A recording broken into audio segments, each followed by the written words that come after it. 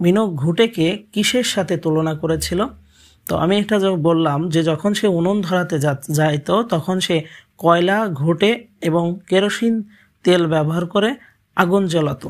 তো ঘুঁটেকে সে তখন নাম বলেছিলাম, আমরা পড়েছিলাম যে ঘুঁটের নাম সে দিয়েছিল, ভেবেছিল, তুলনা করেছিল তরকারির সাথে।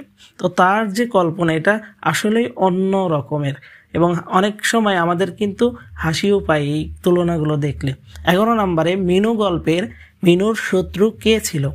আমরা ইতিমধ্যেই শুনে ফেললাম, এটা সঠিক উত্তর হবে খ 1 ও 3, অর্থাৎ কয়লা ও মিটসেপ্টা, যার মধ্যে সে কি করতো, মিটসেপ্টার মধ্যে সকল বাসন কোসন থাকতো, যার কারণে সে বলতো এই মিটসেপ্টাটা সব বাসন কি করে ফেলেছে, তার পেটের মধ্যে ভরে ফেলেছে, খেয়ে ফেলেছে। এজন্য সে তাকে তার শত্রু মনে করত, কারণ সেই বাসনগুলো ছিল তার বন্ধু।